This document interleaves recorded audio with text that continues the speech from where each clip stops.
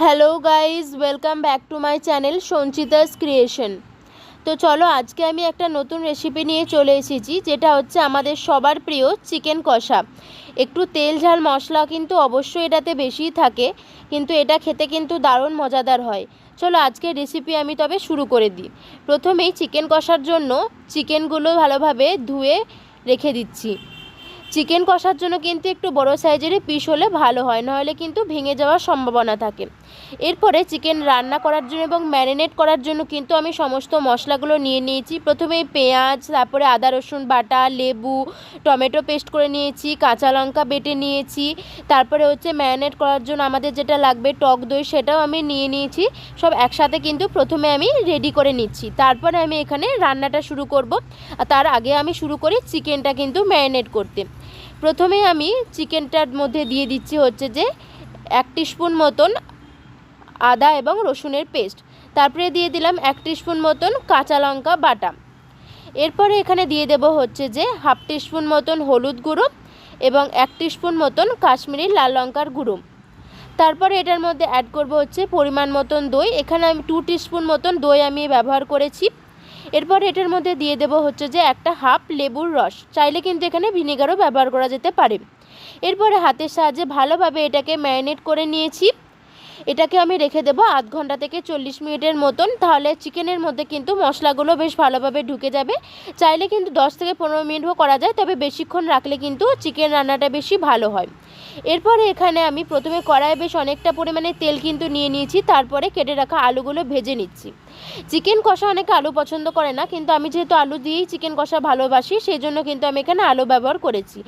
বেশ লাল লাল করে আলুগুলো ভেজে নিচ্ছি, যাতে আমাদের আলুটা কিন্তু এখানেই 50% মতন সেদ্ধ হয়ে যায়। এখানে আলুগুলো ভেজে নিয়েছি, এরপর আলাদা করে তুলে রেখে দিলাম। এরপর কড়াই আমি ফোড়ন দিয়ে দিচ্ছি হচ্ছে শুকনো লঙ্কা এবং গোটা জিরে, আর নিয়ে নিয়েছি একটা তেজপাতা, সেটাকে ভেঙে দিয়ে দিলাম। আমি কিন্তু গরম মশলাও দিয়েছিলাম, যেটা আমার এখন এই ভিডিওতে দেখানো হয়নি।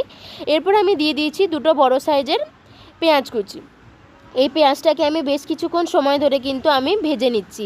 পেঁয়াজটা যতক্ষণ অবধি না নরম হচ্ছে, আমাদের কিন্তু পেঁয়াজটা ভালোভাবে ভাজতে হবে। দেখো, পেঁয়াজটা কিন্তু ঠিক এই সময় অবধি ভাজতে হবে, একদম লাল লালও হয়ে যাবে না। হালকা একটা কালার যখন চলে আসবে, ততক্ষণ অবধি কিন্তু আমাদের পেঁয়াজটাকে ভালোভাবে ভেজে নিতে হবে। পেঁয়াজটা এখানে আমাদের ভাজা হয়ে গেছে প্রায়। এই সময়ে আমি কিন্তু এখানে দিয়ে দেব যে কাঁচা লঙ্কার বাকি পেস্টটা করে রেখেছিলাম, সেই পেস্টটা এখানে অ্যাড করে দিচ্ছি। এরপরে দিয়ে দেব আরও 1 টিস্পুন মতন আদা এবং রসুনের পেস্ট। এই দুটো দিয়ে ভালোভাবে এখানে কষিয়ে নিচ্ছি। আদা এবং রসুনের পেস্টটা কষানো হয়ে গেছে। এরপরে এখানে অ্যাড করব গুঁড়ো মশলা। গুঁড়ো মশলার মধ্যে প্রথমে দিয়ে দিলাম ধনিয়া গুঁড়ো 1 টেবিল স্পুন, তারপরে দিয়ে দিলাম 1 টিস্পুন মতন হলুদ গুঁড়ো, 1 টিস্পুন মতন জিরের গুঁড়ো আর 1 টিস্পুন মতন কাশ্মীরি লাল মির্চ পাউডার। এই সমস্ত মশলাই ঘরে আমাদের একদম অ্যাভেলেবেল থাকে। এইগুলো দিয়ে ভালোভাবে কষিয়ে নেওয়ার পরে একদম লো ফ্লেমে রেখে কিন্তু আমাদেরকে টমেটো পেস্টটাও দিয়ে দিতে হবে। টমেটো পেস্টটা দেওয়ার পরে আরও কিছুক্ষণ সময় ধরে কিন্তু আমি এটাকে ভালোভাবে কষিয়ে নিচ্ছি। যতক্ষণ না কিন্তু এখান থেকে পুরো কাঁচা গন্ধটা টমেটোর চলে যাচ্ছে, ততক্ষণ অবধি কিন্তু আমাদের এটা কষাতে হবে। এরপরে এখানে আমি দিয়ে দিচ্ছি পরিমাণ মতন লবণ। এরপরে আরও আমি 5 থেকে 10 মিনিট কিন্তু এটা ভালোভাবে কষিয়ে নিচ্ছি, যতক্ষণ না এটা থেকে কিন্তু আমাদের পর্যাপ্ত পরিমাণে তেলটা ছেড়ে আসছে। এখানে দেখো, মোটামুটি আমাদের মশলাটা কিছুটা পরিমাণে তেল ছেড়েও দিতে শুরু করে দিয়েছে অলরেডি। তো আমাদের মশলাটা এখানে প্রায় কষানো হয়েই গেছে। এই সময় এখানে অ্যাড করে দেবো যে ম্যারিনেট করা চিকেনগুলো ছিল, সেই চিকেনগুলো এখানে আমি অ্যাড করে দিচ্ছি। এরপরে মিডিয়াম টু হাই ফ্লেমে রেখে চিকেনটা কিন্তু আমাদের সম্পূর্ণরূপে কষাতে হবে। এখানে কিন্তু কোনো রকমই জল ব্যবহার করলে হবে না। তো এই রকমভাবেই 10 থেকে 15 মিনিট সময় ধরে আমি চিকেনটাকে মিডিয়াম টু হাই ফ্লেমে কষিয়ে নেওয়ার পরে ভেজে রাখা যে আলুগুলো ছিলাম, সেই আলুগুলো কিন্তু আমি এখানে অ্যাড করে দিচ্ছি। এরপরে আলুগুলো দেওয়ার পরেও আমাদের আরও 5 থেকে 10 মিনিট সময় ধরে কিন্তু কষিয়ে নিতে হবে। তারপরে এখানে একদম অল্প পরিমাণে জল দিয়ে আমাদের কিন্তু এটাকে ঢেকে রেখে দিতে হবে, যাতে চিকেন এবং আলুটা আরও ভালোভাবে সেদ্ধ হয়ে যায়। তো দেখো, আমি আরও 10-15 মিনিট পরে ঢাকনা খোলার পর দেখছি এখানে কিন্তু বেশ চিকেনটা ভালোভাবে সেদ্ধ হয়ে গেছে, এবং ওপর থেকে আমি কিছুটা ধনেপাতা কুচি এবং কিছুটা গরম মশলার গুঁড়ো কিন্তু এখানে ছড়িয়ে দিয়েছি।